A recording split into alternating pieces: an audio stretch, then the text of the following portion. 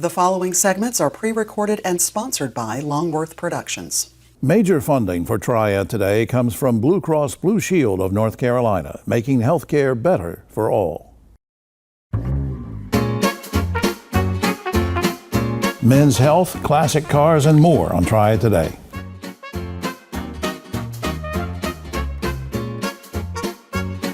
Hello everyone, I'm Jim Longworth. Welcome to another edition of Triad Today, coming to you from the Kernersville Auto Museum. We'll tell you more about the museum later on, and later on is when the roundtable shows up. We'll get into lots of controversy with those folks, so stay tuned. Where we want to start, though, is a familiar face to the show and his special guest. The familiar face is on my far right, the Honorable Danny Rogers, Sheriff of Guilford County, and his special guest, Major John Sellers. Welcome, gentlemen. Good to see you. Thank you, Rick. Thank you. Sir. Good to see you. Sheriff, let me start with you. Since your office covers both Greensboro and High Point areas, I've had folks come up to me and say, well, what's the difference in the police department jail versus the county detention center? Are they different? Are they the same thing, or what? I get that question a lot. What is it? Well, first of all, Guilford County has two detention centers. So we have one in High Point and one in Greensboro. Greensboro does not have, the police departments does not have any local lockups or jails. So we take care of all the detention centers ourselves. That's what I was thinking. John, what kinds of programs do you offer to inmates and residents during incarceration? Sure, yeah, both of our detention centers offer a wide array of programs to help with religious issues, substance abuse, educational programs.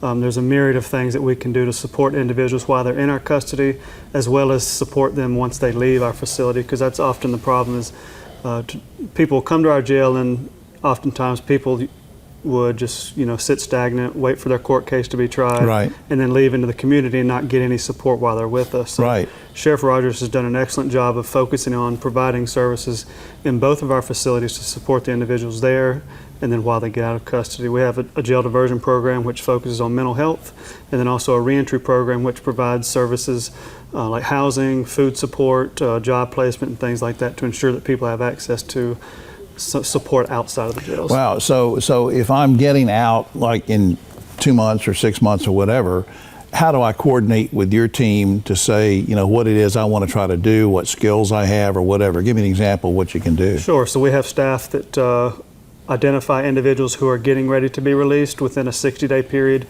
because we want to ensure that they're getting close to release. So they'll go up to the inmates' floors and they'll interview them, determine what their needs are, whether it's substance abuse, counseling and medication, housing, a wide array of issues. Right. Once they identify those issues, they will work with community partners to link the inmate or resident to those programs outside of the jail. And that's really going to be good for everybody, once people are released. I mean, it's good for the whole community if they've got the support system, right? Sure. And it's not just while they're in custody. Our staff also follow up with the individuals while they're out of the jail. Wow. They've got a window of time where they'll continue to communicate with the individual to make sure they're getting what they need. Sheriff, what challenges are currently facing the Sheriff's Office? Well, right now, our detention centers are not actually just detention centers from people that have committed criminal activities. For the last several years, we have been more of a mental health institution. Wow. So many people have been charged with criminal activities, but they actually have had mental health crises. So they need help. Yes. Then the backlog falls behind from the judge system, from the DA's office. They do a phenomenal job, but still yet, when you're dealing with mental health crises, then you have to make sure that everybody's evaluated and things are put in place. Right. Before we wrap up, Major, I was just wondering, because you told me off camera, you grew up in High Point, right? Yes, sir. What led you to a career under a fine sheriff like Sheriff Rogers? What was it was it a relative or what? Sure. So my father worked in law enforcement. He started with the sheriff's office. Oh, okay. Worked there for about 7 years and then transitioned to the district attorney's office and worked 47 total years in law enforcement. So he was a perfect model for me to follow after, and I'm thankful for him leading me down this path, and I'm grateful for Sheriff Rogers for entrusting in me the ability to work with him. You got a good man here, Sheriff. Well, thank you. Actually, we both from High Point, so we Two High Point guys. All right. Well, I'm outnumbered here. I'm from Winston-Salem. I'm a Winston-Salem boy, but anyway, they're not going to hold that against me. Up on screen, GCSONC stands for Guilford County Sheriff's Office, NC, North Carolina. GCSONC.com. Please check that out. Lots of information there. The Honorable Danny Rogers, Major John Sellers, thanks for all you do to help folks in the community. I appreciate it. Thank you. Thank you. We really appreciate it. We'll be right back. I am so Why frustrated. can no one help me? Waiting is the worst. I think it's healthcare is broken. At Blue Cross and Blue Shield of North Carolina, we get it. Really? Really. That's why we're making healthcare better for all. Starting with you. Yes, you, Daryl. We're making plans easier to navigate by putting your benefits, prescriptions, and details all in one place. Convinced? No. But it's a start. We'll take it. Blue Cross North Carolina. Making healthcare better for all. Starting with you. The world's brightest are Fulbrights, Goldwaters, McNairs, and Spartans. Prestigious doesn't have to be expensive. And we know you will make a difference wherever you go.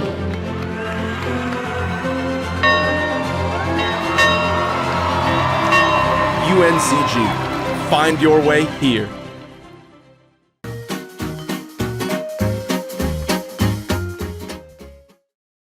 Back now on Triad Today. I'm excited about meeting this gentleman for the first time, and it's appropriate that we meet here at the Curtisville Auto Museum because we're talking about classic cars, and we do that with our special guest, Johnny Ransom. He's General Manager of GAA Classic Cars. Good to see you, sir. Nice to see you. What sets we're going to talk about the big auction in just a second, but you've got this great palace it is a palace in Greensboro that these car auctions go to. What sets yours apart from other collector vehicle auctions? We don't. A lot of people use the phrase travel in circus, so to speak, from one town to another. We're right there. All of our sales is held under one roof, 8.5 acres under one roof. We got a huge facility, and so that opens up us to our customers, leads right into our customer services. We're not going nowhere. Right. We're there. So I think we take it over the top on that aspect. Yeah, it's just you have to see it to believe it, folks, and we're going to tell you all the dates and everything coming up about the big auction. But this is so many cars. I think you said off camera almost 800 cars will Absolutely. be at the one later this month. Yes, it is. Now, you have this event coming up where one of the things that interests me is there's sort of a celebrity angle to it because one of the cars up for auction used to belong to Jimmy Buffett. That's correct. It's still titled in his name. We've actually, Mr. Green's bringing this out of his collection that he had. We bought this previously, probably 5 years ago, but he's going to let it go at this sale here. And it does really well. People love, to connect to it. So, yeah. People always want a piece of history, and it's really easy to be able to do. When I want to try to communicate to folks too, and you can probably do it better than I can, but folks, I went to one of these things, and the thing is, I didn't go in to buy anything. But just to see it, it's like going to a museum to see all these cars because you think about, hey, well, I just saw a car like the first one I owned or like my daddy first owned. So there's something for everybody, isn't it, Johnny? Absolutely. It takes you back. You'll be able to reminisce about the day when you was a kid and got to ride around in that 72 short bed pickup truck that your dad had when you was little, and you didn't wear no seat belts. You just slid around in the big seat from one side to the other. Didn't think nothing about no seat belts. No. But yes, you do. You get to take yourself back. And, the American way is cars, and I mean that's part of our history. Right. And everybody's got a car one way or another, and somebody relates to a car or their first car or whatever. As we get older, I want to get back to myself. I like to get my first car. Right. And I will have my first car back. I ain't got there yet, but I'm going to. So very quickly before we run out of time, you do a lot of charitable work. Just mention one or two quick things where you've helped to raise money through these auctions. Yes, we've done some we do a lot of stuff through Samaritan Purse. We've done, when Helene came in, we raised a bunch of money to rebuild homes up there. We are very, very connected to our state, our community. We always trying to do stuff like that. We do one charity on Friday and a charity on Saturday, and normally it's somewhere within our state to give back. Now, I want to put up on screen, TJ, I want to go ahead and put this up on screen. I want to make sure I've got time to do it. So we'll do it a little early. GAA Classic Cars Auction, July 23rd through the 25th. So that's coming up. It's at the Palace. They actually call it the Palace, and you'll see why when you go out there. It's at 301 Norwalk Street in Greensboro. The website is gaaclassiccars.com. There's free parking out there. There's concessions and all sorts of things.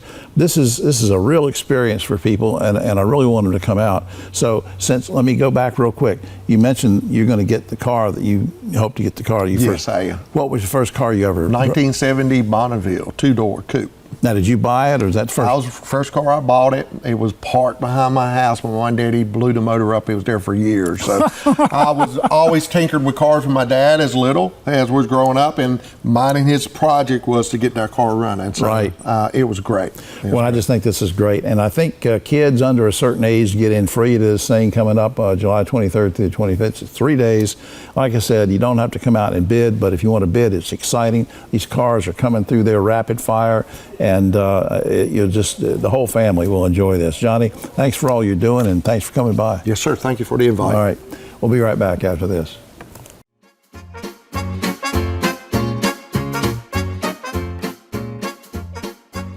Hi, I'm Jim Longworth, reminding you that Triad Today also airs on GTN Spectrum Channel 13 and streams on WFMY Plus, free on Roku and Amazon Fire.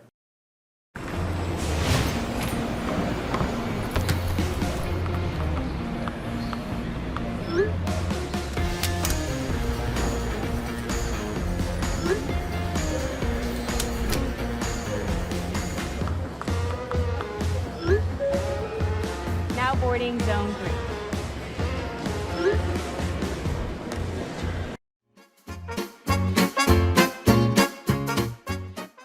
Back now on Try Today, and I'm so glad to have this gentleman with us again. He's been a guest before, many times before on the show, and the last time he was here, he was about to get married, and now he's got, you said, a baby on the way? Yeah, a little baby girl. Congratulations. Thank you, thank you. Congratulations. And of course, we're talking, of course, with Raphael Roscoe, Director of Recruitment for the SEO Scholars North Carolina program for Shift Ed. And speaking of babies and kids, let's talk about kids a little bit older. Remind everybody what the SEO Scholars program is all about. Yeah, so SEO Scholars is actually in partnership with Shift Ed. And what we do here is we recruit 9th graders that are motivated individuals that want to go to college. And what we do is essentially provide them a bunch of resources and opportunities for 8 years of their life, and it is free of charge. Anything from things like academic support, emotional, really building this like-minded community here internally, so that way they have a group of students that they can continue to, progress and get farther into school and education as a whole together. So they're driven, they want to go to college. Is there any other criteria in terms of selecting who's going to participate in the program or what? Yeah, so that's part of what I do, and there is an application because we try to mimic the college-going culture where you have to apply to join SEO Scholars, and what we do is ask them for a few general questions, a little bit about why they want to join this program and what their ambitions are for the future, and essentially, what brought them to this place that we are here at SEO. Right. Now, give me an example, because you reeled off several real quick. Let me circle back to something you said a minute ago. Give me an example of what the program offers to students that's kind of unique. Give me a couple examples. Yeah, so we do anything from having a curriculum that helps the students prepare for things like, for example, possibly going to school abroad or possibly going to school in another state, not just in North Carolina. So they get an academic curriculum based on math, ELA. We offer free tutoring Monday through Friday during the week. They also get to essentially partner with mentor panels where if they have an interest or a career path that they want to learn more about, we bring those individuals out and they get to learn more about what it is and what it took to get to that point. Really opening up their vistas to all these things. And how many years have you been doing this? Yeah, so I'm going right now into year 3. Well, then let me ask you this. Is it too soon for you to answer this question? What kind of feedback do you seem to be getting from kids and parents in terms of the impact maybe it's having on the program, or have you gotten any feedback? Yeah, so we actually just had our first graduating cohort this past June, and those students are getting ready to go to college. So a lot of those parents and even students that are upperclassmen in our program have said, wow, like this has really changed my life.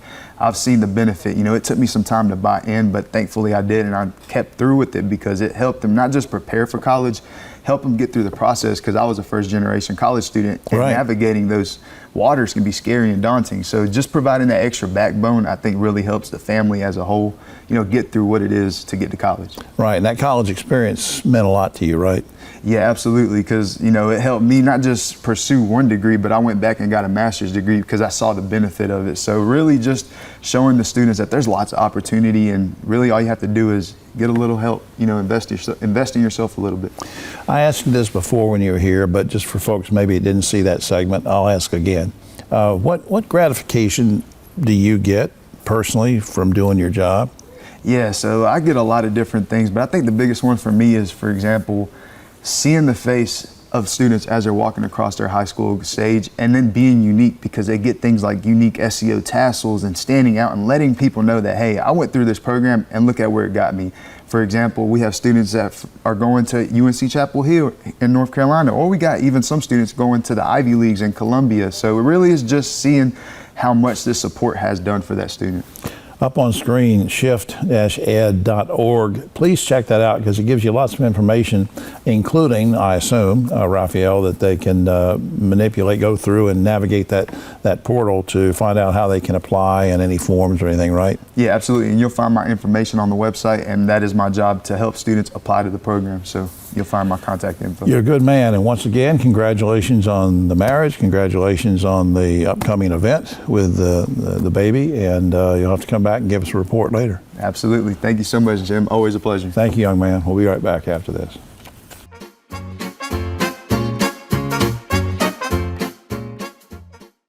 I got free meals. What do you mean? No, seriously, how much did you pay us? I didn't pay anything. I learned how to cook all of these fresh foods that were delivered to my house. Everything in that grocery bag that's fresh, I had a recipe for it, and I know how to cook. It encouraged us to eat better, to shop better, make better decisions.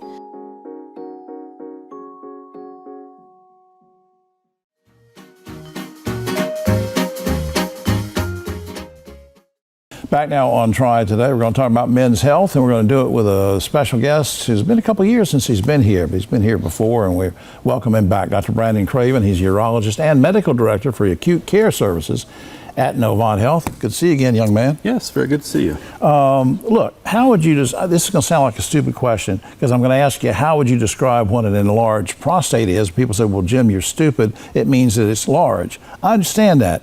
But how large is large? What's the problem? Sure. So the prostate wraps around the urethra, kind of like a donut. Okay? Yeah.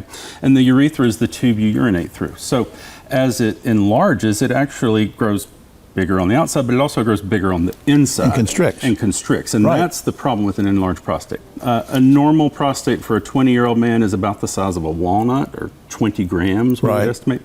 And it grows as you age, but I mean, I've seen prostates up to 800 grams. The average man with an enlarged prostate, probably twice normal size. The real issue, though, is that constriction. Yeah. Now, what are some of the symptoms of an enlarged prostate that we should worry about? Because sometimes, like you said, it doesn't matter that much, but what are some symptoms when it does matter? Sure. So it's mainly urinary symptoms. It's more frequent urination, more urgency of urination. You go to the bathroom and it takes a minute or two to start. You dribble after you're done. Right.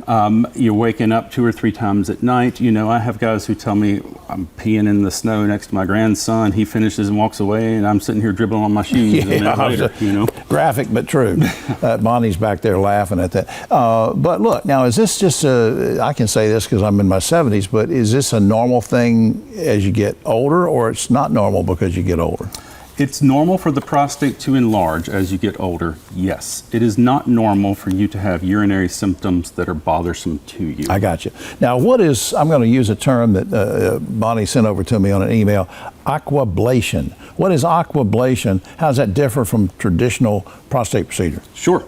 So traditional treatment for enlarged prostate is to go in and remove part of the prostate. And the classic thing is a TURP or a roto-rooter, a lot of guys call it. And you go in there and you scrape out the inside of the prostate.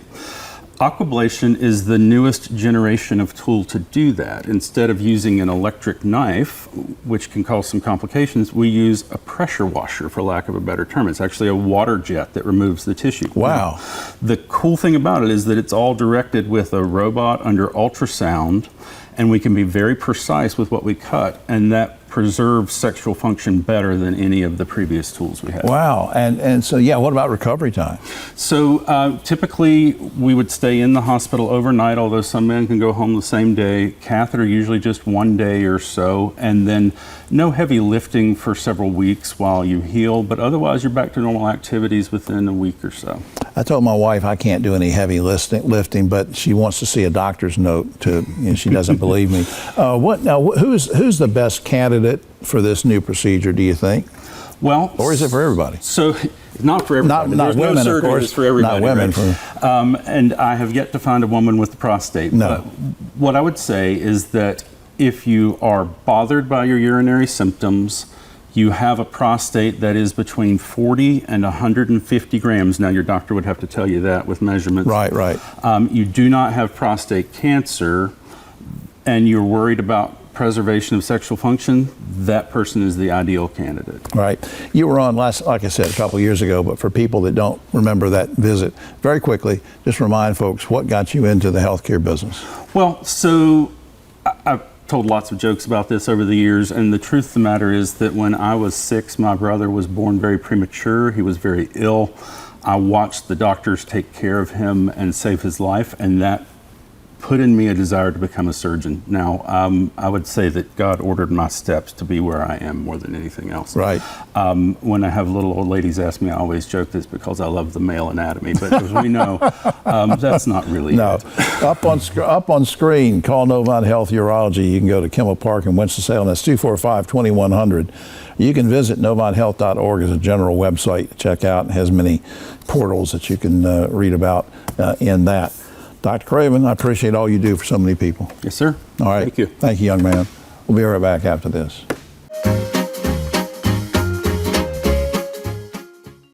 At Sutton Brothers, we're confident we can help you solve your heating, cooling, plumbing, and electrical needs. So confident that we'll fix it or it's free. Our highly trained technicians will diagnose your problem and fix it with either a repair or replacement. And if we can't fix it, you won't pay the trip fee. So the next time you have a problem, call us. We'll make sure you're completely satisfied. Guaranteed. Call Sutton Brothers today and be confident things will be done right. Schedule online at suttonbros.com. Major funding for Triad Today comes from Blue Cross Blue Shield of North Carolina, making healthcare better for all.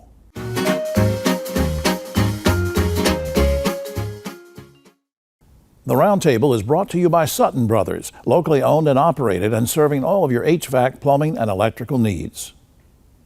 Back now on Triad Today, just about time for the Roundtable, but a quick shout out to the good folks here at the Kernersville Auto Museum. It's free to come out and see these wonderful cars on Friday, Saturday, and Sunday. Hope you will do that.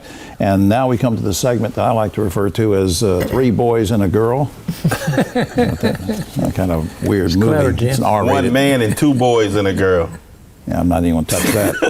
Ogie Overman, Rosemary Plybod, and Keith Granberry. All right, guys and gals, beginning October 1st of this year, when motorists in North Carolina are asked by police for their license and registration, most of us will have to be handing over our phone instead of reaching for our wallet. That's because the state is eliminating paper registration cards.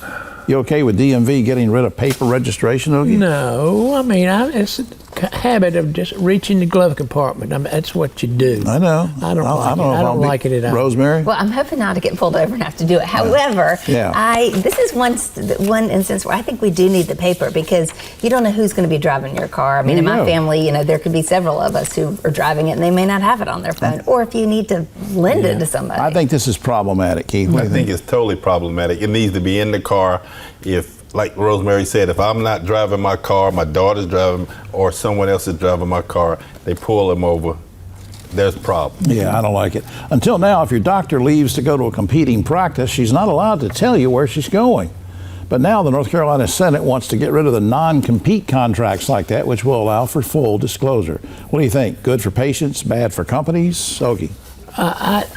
It's good for patients. That happened to me. My doctor left her practice, and they wouldn't tell me where she went, and we had to track her down, and she ended up in Danbury. Yeah. And we went all the way to Danbury to find her. That's not right. Rosemary. Not right. Yeah, I think this is good for patients. I think this is the right thing to do. Yeah, Keith. I think it's absolutely great for patients. I mean, they need to be with the best care. If they feel comfortable with that doctor, they need to know where that doctor's going. All right, controversy is still brewing over a Mississippi father who accompanied his two little daughters, into the women's restroom at a local store. They had to go to the bathroom. Are you okay with a dad going into a woman's restroom or a mom going into a man's restroom so they can let their small children use the toilet? Ogie. What they need to do simply is to have an employee tell the employee that's stationed by the restroom that I'm going in with my daughter, to go in, make sure there's nobody in there, and then let them go in by themselves. Okay. Easy peasy. Rosemary. This situation has been blown way out of proportion. Yeah. It's ridiculous, I think. But I think whether the little boys go in with their moms into the women's restroom or vice versa, I think there needs to be, we can work this out. You and your husband have had to do that, right? Y'all have had to do that with your kids. We can be decent people. Keith. I think it's according on the age of the kids. And I think if it's little small kids, a man should probably take the little girl in the men's bathroom and protect her in a stall, and if it's vice versa, so that they are there and protecting them. That's what all right. According to CNN, only 14% of all purchases are made with cash these days, and that's down 50% from just 10 years ago. Guys and gals, you think America will eventually become a cashless society? And if so, would you be okay with that? Ogie. I really hope not, Jim. There's so many things wrong with that. There's so many instances of potential fraud, and you need walking around money. You just do. I mean, I do. I collect coins and bills, and you need it. Right, Rosemary. Yeah, I think there's also an equity issue in making sure not everybody can get access to a credit card or even to a phone. And so I think we need to have some sort of way of keeping cash within our system. Keith Granberry. Access. Many people in the communities that don't have the funds don't even have bank accounts. So this is just, you got to have cash. All right, finally, according to recent studies, 30% of Americans sleep in a t-shirt or underwear, while 40% sleep in pajamas. The rest sleep naked en naturel. These studies say that what you wear in bed reveals a lot about you and your character. Guys and gals, what does your sleepwear reveal about you? Ogie. It's not a character issue, it's an age issue. I've gone from naked to underwear to pajamas. You've gone the whole deal. We didn't need to know all that. And that's all in just one night. That's just in one night. You've gone from Ogie will get changed in one. Rosemary, what does your sleepwear say about you? No comment. I don't know. Anything I say could be taken the wrong way. I'm just not going there. And we will too. I didn't ask you what you wore. I just said whatever you wear. What does it say about? All right, Keith. What does your sleepwear say about you? It says I'm a leader. I'm a man. I'm a true visionary. Oh, yep. That doesn't answer the question. Oh man. We're all going over to Ogie's house later on and just no, we're not going over to Ogie's house several times. Well, that's all the time we have. Oh, except for this, a company in China now is offering a car. This is a true story. They're offering a car with a built-in toilet to it. Their slogan is, "We'll keep you going while you're going." Oh my God! Does that make any sense? Did you get that? Yeah, I got it. Man. For all of us here on Try Today, we're all going over to, we'll go to Keith's house first. Yeah, exactly. A real visionary. Yeah, we don't know what he sleeps in. We'll see you next week.